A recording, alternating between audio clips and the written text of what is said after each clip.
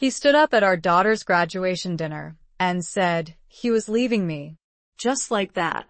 After 30 years of marriage, over grilled salmon and champagne toasts, Charles announced to a room full of family and friends that he was starting a new life without me. I didn't cry. I didn't scream. I didn't even blink. I reached into my purse, pulled out a sealed envelope, and slid it across the table to him. "You might want to read that later," I said, smiling like it was just another wedding invitation. Everyone froze, forks in midair, wine glasses half raised, as if they couldn't tell whether they were witnessing a meltdown or a masterclass. And maybe I wasn't sure either. What kind of woman sits quietly while her husband publicly walks out on her? A broken one or a dangerous one? 2 months earlier, I discovered Charles was funneling money into a secret account. Jewelry receipts, beach resort reservations in Sarasota, Florida, all paid for by the same man who told me we had to tighten up for retirement. At first, I thought it was a mistake. Then I saw the texts. Her name was Tara. She was younger, blonder, and apparently allergic to ethics. What Charles didn't realize was that while he was plotting his shiny new future, I was documenting every lie, every dollar, and every betrayal. He thought I was too soft, too loyal, too blind. He forgot that I used to manage million-dollar budgets for a living, and I didn't forget a single clause of the prenup he begged me to sign 30 years ago. So no, I didn't fall apart when he made his grand exit. I let him have his moment. What he didn't know was that the envelope I gave him contained more than legal papers. It was the beginning of a quiet storm I'd been preparing for weeks. The kind of storm that doesn't shout, it settles accounts. What do you do when the man you built your life with tries to erase you overnight? Well, some women cry. Others rebuild. And then there are women like me who make sure the exit costs him everything. I didn't go back to the restaurant. While guests whispered and Charles fumbled with the envelope like it might explode in his hand, I slipped into the quiet warmth of the New Mexico evening. The sunset had started to bleed into the sky, orange gold, and just a hint of fire. It felt fitting. That old life of mine, the one built around Charles's moods and whims, was burning behind me. And I didn't look back. I drove straight to our house, the adobe-style home in Santa Fe we bought 15 years ago. Charles had once called it our forever place. Right before he maxed out one of our credit cards trying to flip a hobby farm in Arizona. I walked through the front door, past the family photos on the wall, past the couch where he used to hold my hand during Sunday morning coffee, and straight to the bedroom. His suitcases were already packed, neatly stacked in the back of the closet. He hadn't planned to tell me until tomorrow. Funny how predictable a man becomes when he thinks you aren't paying attention. My phone buzzed like a broken fire alarm, friends texting, Lily calling. Even Charles's sister Janice asking what the hell just happened. But I only answered Lily. I told her I was okay. I told her I loved her. What I didn't tell her, not yet, was that her father had been draining our joint account for months. That he had promised Tara the house. That he had mapped out every step of their new beachfront life together, right down to the color of the kitchen tile. He wanted a clean break. I gave him something cleaner. Truth, backed by paperwork. By the time Charles slammed through the front door yelling my name, I was in the living room, sipping tea and reviewing court filings. His voice, always so composed in public, was cracking now, shrill, panicked, sloppy. He held the envelope like it burned. "You blindsided me," he hissed. "You planned this." I looked him straight in the eye. Funny. That's exactly what I was thinking. He tried everything. Rage, guilt, nostalgia. He even cried. Said we had history. I reminded him that history doesn't erase betrayal. Then I pressed play on the recording, his voice, Tara's laugh, their plans. His face drained of color, like someone had pulled the plug. That night, I stayed at Janice's house. She made me a drink and said, "You never deserved that mess of a man." I didn't argue. I just looked out the window and asked myself one question. Now that he's out of the way, what kind of life do I want to build for me? 3 weeks before he stood up in that restaurant and tried to humiliate me, I sat across from my lawyer with a cup of burnt office coffee and a folder full of receipts I'd labeled Charles's Secrets. That was the moment everything shifted. I wasn't just hurt anymore, I was awake. Awake to the years I'd spent waiting for him to grow up, to settle down, to stop chasing the next big fantasy, while I held the real world together. For 3 decades, I paid the bills, planned the meals, raised our daughter, and balanced his chaos like it was just part of the package. But betrayal has a way of sharpening the edges of a woman's patience. I found the first clue in our bank statement, a $1,200 withdrawal marked only T designs. Charles said it was a surprise for our anniversary. We weren't even speaking that week. The deeper I dug, the more it unraveled. Wire transfers to unknown accounts. A lease agreement for a downtown condo, and jewelry purchased in a woman's ring size that sure as hell wasn't mine. I started printing things, highlighting, sorting. Each page a piece of the man I no longer recognized. But I didn't cry. I planned. You see, Charles forgot something important. I was never just a wife.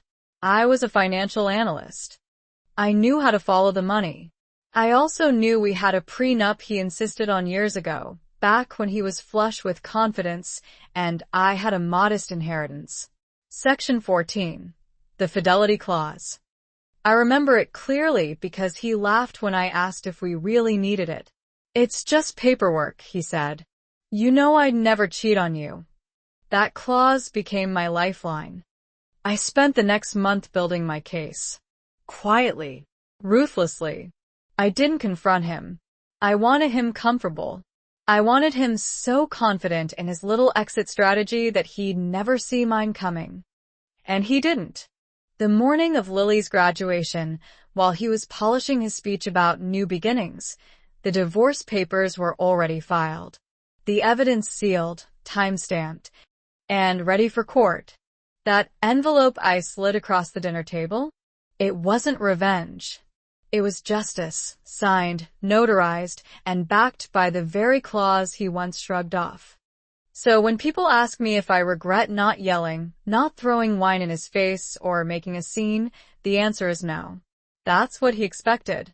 What I gave him instead was something far more powerful. Silence that dismantled his fantasy life, one legal document at a time. And now, with him out of my house and my accounts protected, I wasn't just surviving. I was starting over. Not with bitterness, but with clarity. Because when a woman stops doubting her worth, there's not a thing in this world she can't rebuild. The courtroom was colder than I expected. Not in temperature, the AC barely worked, but in atmosphere.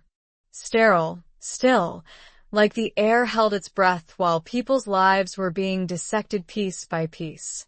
I sat with my attorney, Philip, who had the quiet confidence of a man who knew every angle of a case before it even started. Across from us, Charles looked like a man unraveling in slow motion. His new lawyer, barely out of law school and clearly more comfortable with corporate contracts than divorce court, kept fumbling through papers like he was searching for an escape hatch. He wouldn't find one. I'd made sure of that. The judge, a no-nonsense woman with a silver bob and readers perched on the edge of her nose, read over our prenuptial agreement with the kind of care most people reserve for medical results. She adjusted her glasses and said, "Section 14 appears to remain in effect, given the language here." Charles's lawyer objected weakly, claiming the agreement was too old to enforce. The judge shut that down with a single look. "The clause has no expiration date," she said. "And your client signed it willingly." Charles turned a shade paler. He wouldn't look at me. I didn't need him to. The evidence had already spoken. Months of financial deception, private accounts, photos, and yes, the recordings. I didn't want to humiliate him. I wanted the truth on the record. And that's exactly what I got. The judge ruled to uphold the prenup in full. The joint accounts would remain frozen until further discovery.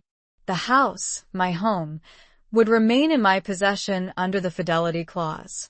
Charles was granted access to his personal account, but after legal fees, it wasn't going to take him far. I could almost see the numbers collapsing in his head. The beach condo with Tara, the car lease, the expensive gifts slipping through his fingers like sand. As the court adjourned, he followed me into the hallway. "Bianca, wait. Please," he said, voice low, trying to reclaim the charm that once got him out of late fees and parking tickets. 28 years, Bianca. That has to count for something. I turned to face him, and for the first time, I didn't feel sad. Not even angry. Just done. "It did count," I said. "Until you decided it didn't." I walked away, heels echoing on the tile floor, not looking back. Behind me, Charles stood alone, holding a folder full of consequences. Outside, the sky had shifted. Soft gray clouds, the kind that bring quiet rain, not storms. Later that evening, I sat on the porch of my sister's house, a glass of wine in hand, watching the light fade across the desert hills.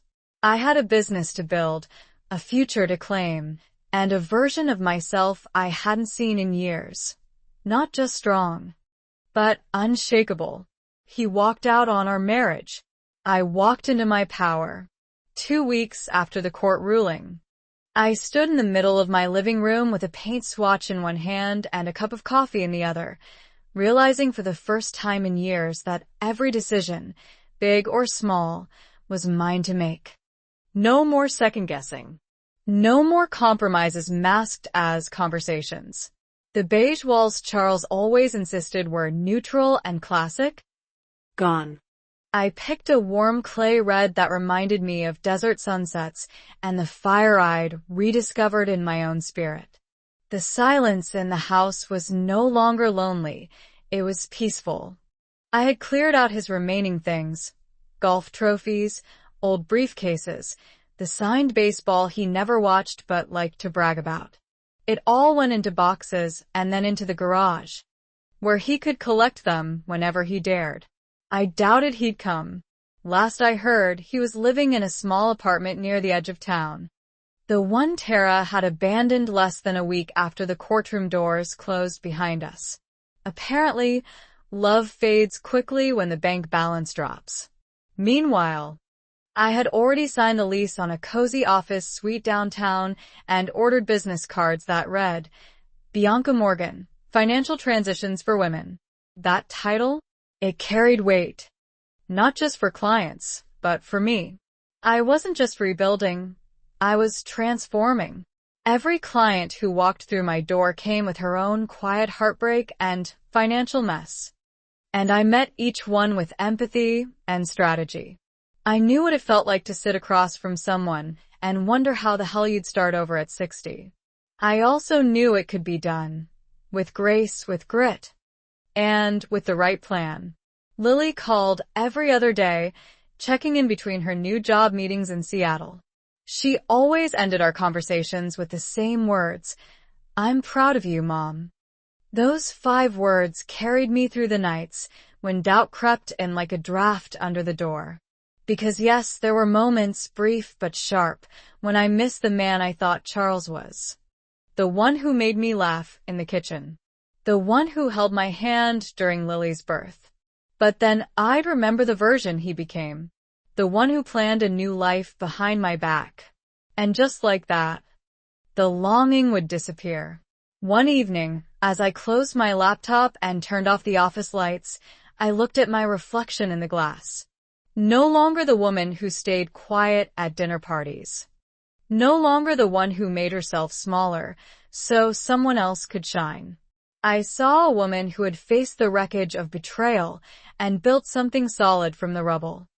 And I smiled, not because everything was perfect, but because I was finally living a life that was entirely, unapologetically mine. The day the final divorce papers arrived, I didn't cry.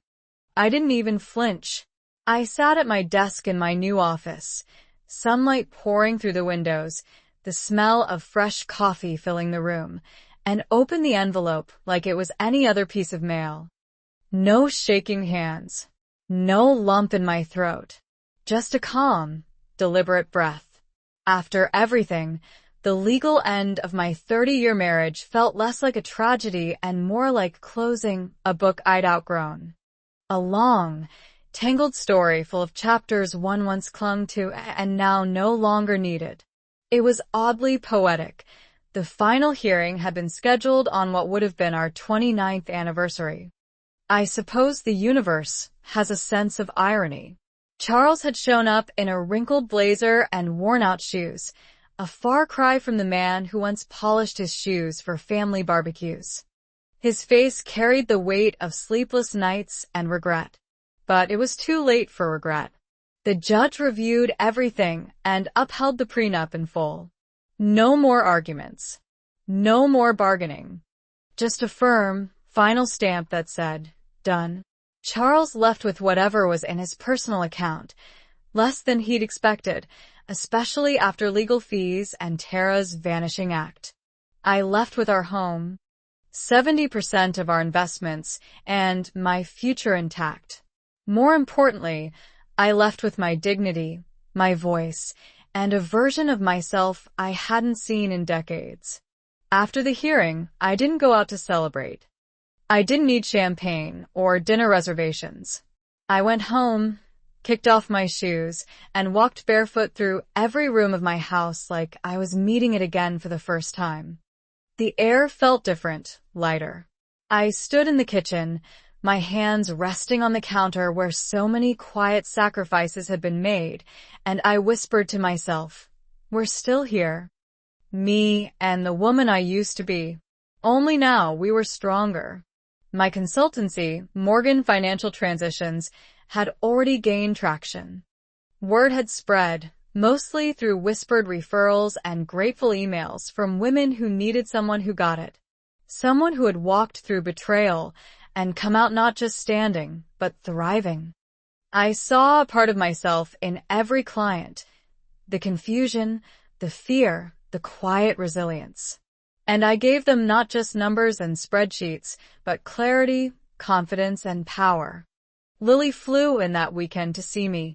We sat on the porch with 2 glasses of wine, the sun setting over the desert hills. You seem different, she said. Lighter. I smiled.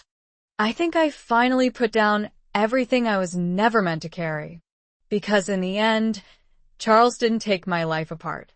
He gave me permission to build a new one brick by brick, choice by choice. Fully and fearlessly my own. 6 months after the divorce was finalized, I stood in front of a room full of women, some freshly heartbroken, some quietly angry, all searching for solid ground, and told them the one thing I wish someone had told me at the start. Your life doesn't end when he walks out. It begins. That day marked the official opening of Morgan Financial Transitions, not just as a business, but as a safe haven. A space where women could reclaim what they'd been told was lost: security, independence, and their voice. It started small. Just a few folding chairs in a rented community room downtown. My first clients weren't strangers. They were neighbors, friends of friends. Women who'd whispered their worries over coffee and found their way to me because they knew I understood. I didn't just offer financial advice. I offered them something much rarer. Perspective. The kind that only comes from surviving the fire and learning how to build again with your bare hands. The irony? Charles never believed I'd follow through, even after the court ruling. He told mutual friends I'd probably fall apart in a few months, that I'd miss him and call to make peace. But that call never came. What he didn't realize is that peace had arrived the moment I stopped waiting for someone else to save me. Meanwhile, his carefully curated image crumbled. Word got around. People whispered. Some friends dropped off entirely. Others, especially the women, reached out, quietly admitting they'd seen signs, too, and never had the words or the courage to say anything. And Tara? She moved on so fast it made Charles dizzy. Last I heard, she was engaged to a real estate developer with actual assets and fewer secrets. I didn't revel in his downfall. I didn't need to. The life I was building was its own reward. Lily came to visit in early spring. She stepped into the new office, now painted a calming sage green, framed with fresh orchids and books on empowerment, and said, "Mom, you built something beautiful." I looked around and realized she was right. It was beautiful. And it was mine. That weekend, we hiked one of the desert trails we used to walk when she was younger. At the summit, wind whipping around us, I told her the truth. I used to think survival was enough. But now I know we're meant to thrive. So that's what I do. I thrive. I help other women do the same. I speak at luncheons, teach classes on financial literacy, and write columns for a local magazine. I've become a name people call when their world is breaking because I've been there. And I'm living proof that you can rise from the ashes with grace, grit, and a damn good plan. Charles once took everything he thought mattered. But what he left behind, my peace, my power, my purpose, was worth far more. The first time I stood in front of a packed auditorium as the keynote speaker, I caught my reflection in the glass doors before walking on stage, and I barely recognized her. Hair pinned up with purpose, suit tailored to confidence, eyes steady with something deeper than pride. It wasn't vanity. It was victory. The kind that doesn't come from applause or titles, but from surviving what was meant to break you and choosing to build something better in its place. The event was a financial empowerment summit for women over 50. I was invited to speak not because I had the most credentials, but because I had the story. The one about betrayal, rebuilding, reinvention, and how a woman can lose almost everything except her sense of who she really is. As I stepped up to the podium, I thought of the woman I'd been just a year ago, quietly unraveling behind closed doors, hiding financial spreadsheets in a desk drawer, swallowing betrayal in favor of appearances. I remembered how small I'd let myself become inside that marriage, how expertly I had learned to disappear in rooms where Charles took up all the air. But now, I own my space. I told the audience about the day Charles walked out, about the months of quiet planning that followed. I described the prenup, the court hearing, the moment I looked him in the eye and didn't feel rage or regret, just release. I spoke about Morgan Financial Transitions, how it began with a handful of women and had grown into a thriving consultancy with 2 associates and a wait list of clients. I shared how the worst thing that ever happened to me had turned into the most powerful thing I'd ever built. And when I finished, they stood. Every single woman in that room stood up and clapped, not because I was special, but because I was familiar, because my story was theirs too. After the talk, a woman approached me, maybe in her late 60s, tears in her eyes. "I didn't think I had any options," she said. "Now I'm not so sure." I held her hand and told her the truth. "You have more power than you've been told." That night, I sat on my porch, Lily on the swing beside me, the desert sky opening up in stars above us. She leaned her head on my shoulder and whispered, "Dad was wrong about you." I smiled. "No," I said softly. "He just didn't see me clearly. But now I do." And that's the thing about starting over in your 60s. It's not the end of something. It's the beginning of everything you never thought you could have.